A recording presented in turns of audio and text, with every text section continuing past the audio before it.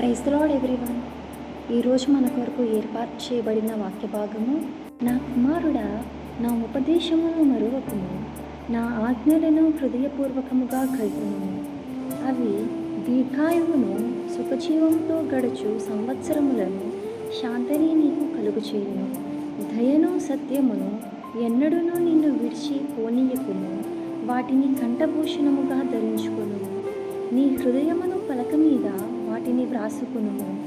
అప్పుడు దేవుని దృష్టి యందును మానవుల దృష్టి యందును నీవు దయనుంది మంచివాడవని అనిపించుకొందువు. నీ స్వబుద్ధిని ఆధారము చేసుకొనుక నీ పూర్ణ హృదయంతో యెహోవా యందు నమ్మకముంచుము. నీ ప్రవర్తన అంతటి యందు ఆయన అధికారమునకు ఒప్పుకొనుము. అప్పుడు ఆయన నీ త్రోవలను సరళము చేయును. నేను జ్ఞానిని గదా అని నీవనుకొనవద్దు.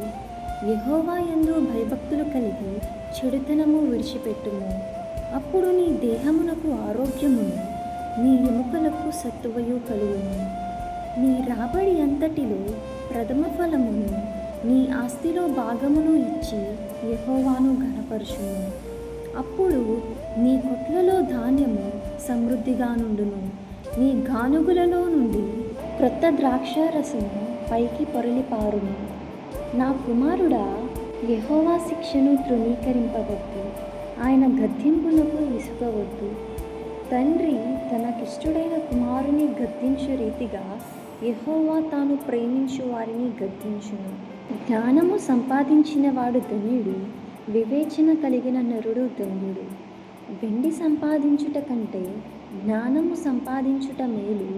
అపరంజి సంపాదించుట కంటే జ్ఞానలాభము నొందుట మేలు. పగడముల కంటే అతి ప్రియమైనది నీ ఇష్ట వస్తువులన్నీ దానితో సమానములు కావు.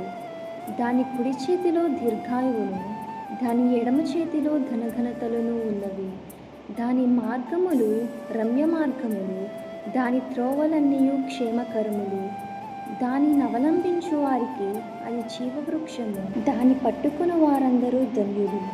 జ్ఞానము వలన యెహోవా భూమిని స్థాపించెను. వివేచన వలన ఆయన ఆకాశ విశాలమును స్థిరపరచెను. ఆయన తెలివి వలన అగాధ జలములు ప్రవహించుచున్నవి. మేఘముల నుండి మంచు బిందువులు కురియుచున్నవి. నా కుమారుడా, లెస్సైన జ్ఞానమును వివేచనను భద్రము చేసుకును. వాటిని నీ కన్నుల ఎదుట నుండి తొలగిపోనీయకుము. అవి నీకు జీవముగాను, నీ మెడకు అలంకారముగాను ఉండును. అప్పుడు నీ మార్గమున నీవు సురక్షితముగా నడిచెదవు. నీ పాదము ఎప్పుడునూ త్రుట్రిల్లదు. పండుకొనున్నప్పుడు నీవు భయపడవు. నీవు పరుండి సుఖముగా నిద్రించెదవు. ఆకస్మికముగా భయము కలుగునప్పుడు, దుర్మార్గులకు నాశనము వచ్చినప్పుడు నీవు భయపడవద్దు.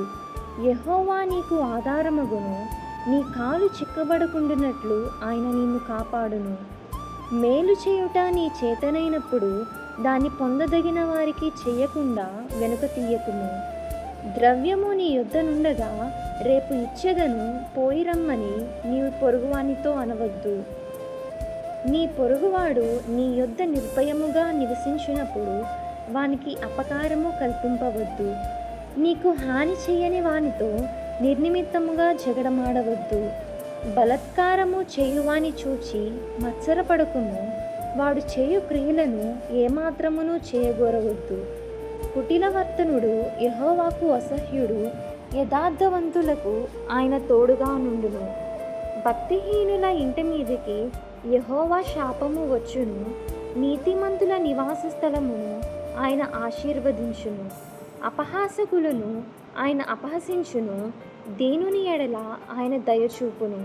జ్ఞానులు ఘనతను స్వతంత్రించుకొందురు. బుద్ధిహీనులు అవమానభరితులగుదురు.